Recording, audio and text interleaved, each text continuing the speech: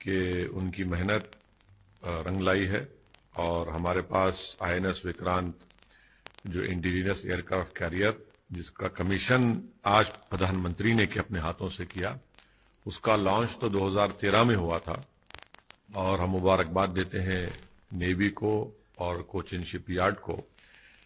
साथ ही साथ हमको इस बात को भी सोचना है कि प्रधानमंत्री नरेंद्र मोदी की सरकार हमको तीसरा एयरक्राफ्ट कैरियर चाहिए, उसकी इजाजत क्यों नहीं दे रहे हैं?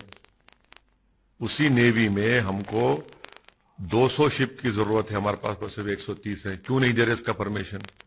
इसलिए नहीं दे रहे प्रधानमंत्री नरेंद्र मोदी क्योंकि उन्होंने भारत की इकोनॉमी को अपने गलत पॉलिसियों की वजह से बर्बाद कर दिया। उनके पास पैसे नहीं है तीसरा एयरक्राफ्ट कैरियर बनाने के लिए, और जो 130 शिप है, हमको 200 शिप की जरूरत है।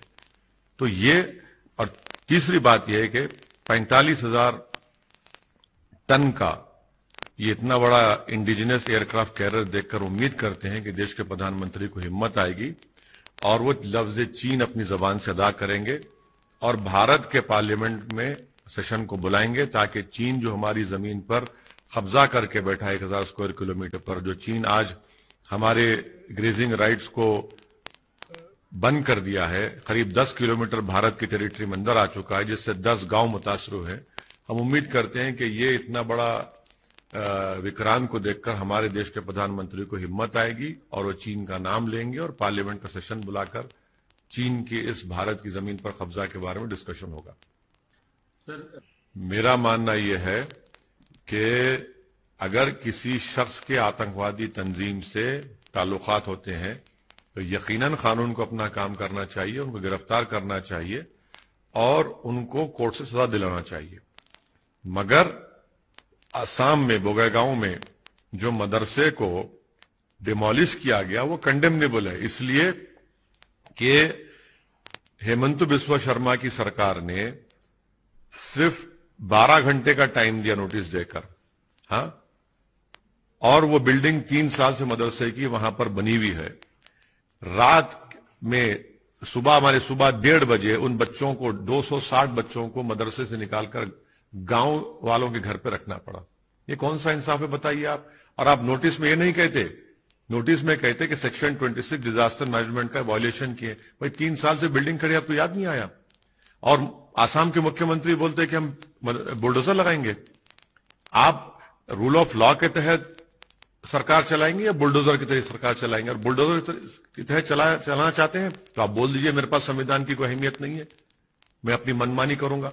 सर, उसमें अनियमितता पाई गई तो सरकार अगर नहीं, देखिए, अगर कोई टीचर के संगठन से, आतंकवादी संगठन से ताल्लुक थे, आप पूरी तरीके से उनको गिरफ्तार करिए, केस चलाइए और कोर्ट में उसको साबित करिए।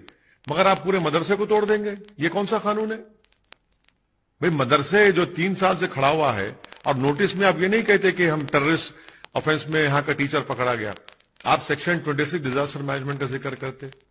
सुबह 1:30 बजे रात को 260 बच्चों को, मासूम बच्चों को मदरसे से निकालकर गांव वाले अपने घरों में रखते हैं और 12 घंटे की आप नोटिस देते हैं। भाई उसमें तो म्युनिसिपल लॉज में ये प्रिंसिपल ऑफ नेचुरल जस्टिस के खिलाफ है। तो आसाम के मुख्यमंत्री योगी आदित्यनाथ की तरह वो बुलडोजर से सरकार चलाना चाह रहे हैं और वे बताना चाह रहे हैं कि भाई अब मोदी के बाद हम ही है, इसलिए ये भी एक एंगल है इसमें। तो ये सरासर गलत है, संविधान के खिलाफ है, प्रिंसिपल नेचुरल जस्टिस के खिलाफ है, ये जुल्म हो रहा है आसाम के मुसलमानों पर। आप देखिए, आप वो प्रोवाइड करा नहीं, झूठ बोल रहे हैं।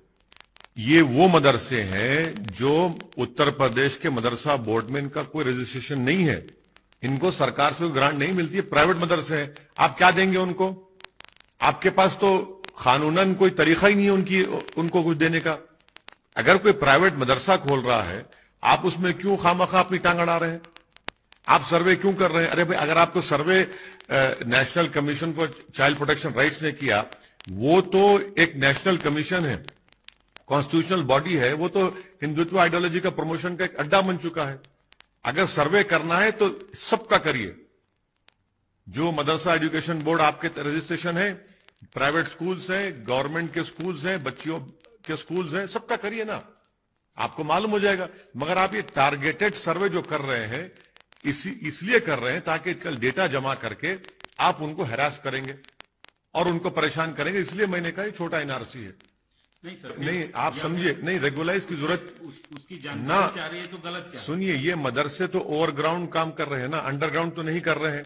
आपके पास तो पूरी इंफॉर्मेशन है, क्या रेगुलाइज करेंगे आप? अरे भाई, आप पिछले 5 साल से उन मदरसों को जो आपके पास रजिस्टर्ड है मदरसा मॉडर्नाइजेशन बोर्ड के तहत उस स्कीम में, आपने 5 साल में सिर्फ 5 महीने की तनख्वाह उनको दी है। अरे वो तो तनख्वाह दे दो पहले। वो जो पंडित लोग पढ़ा रहे हैं, हिंदी मैथ्स पढ़ा रहे हैं, उनको भाई 5 साल में सिर्फ 5 महीने की तनख्वाह आप दी है। कितना झूठ बोलेगी होगी सरकार?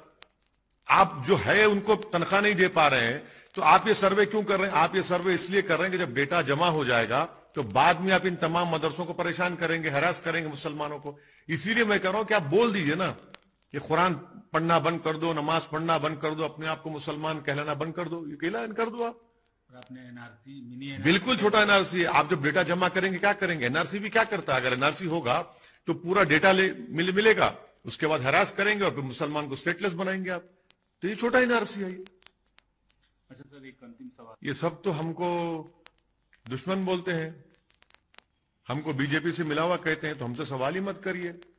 हम तो अछूत हैं। भारत की राजनीति में अगर कोई अछूत है तो उसका नाम असदुद्दीन ओवैसी और मजलिस इत्तेहाद मुस्लिमीन है। ये सब दूध के धुले हुए हैं। जितने आज जो दावेदारी पेश कर रहे हैं, ममता बनर्जी क्या भाजपा के साथ नहीं थी? क्या आरएसएस की तारीफ नहीं की थी? ये सब जितने दावेदार बनना चाह रहे हैं आज प्रधानमंत्री के बनने के जो दावे कर रहे हैं, ये भाजपा के साथ नहीं थे, सिवाय हमारे तेलंगाना के मुख्यमंत्री के। ये तो हमसे क्या पूछ रहे हैं? ये तो हम पर ही कई गालियां देती हैं हमको, अनाप शनाप हमारे बारे में बकते हैं।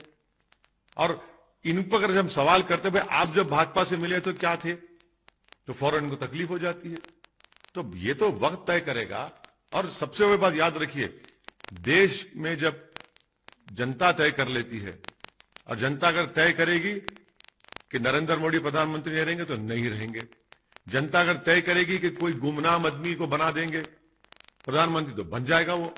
ये हुआ है भारत की राजनीति में सर। लेकिन क्योंकि आप देखिए, मैं जो लड़ाई लड़ रहा हूं ना, वो सम्मान की, इज्जत की, हिस्सेदारी की लड़ाई लड़ रहा हूं, और इस पर कोई कॉम्प्रोमाइज मैं नहीं करूंगा।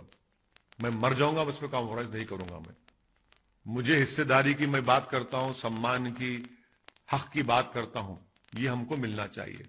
अगर आप ये समझ रहे हैं कि इन सब चीजों को भूलकर मैं आपके पीछे गुलामी करूं, मुझसे नहीं हो पाएगा।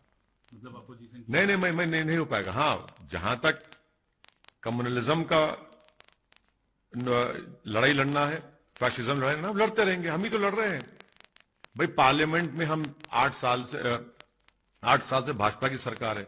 जितने बिल भाजपा लाई उसकी मुखालिफत तो हम ही कर रहे हैं ना। ऑन रिकॉर्ड हम उसका अपोज करते हैं।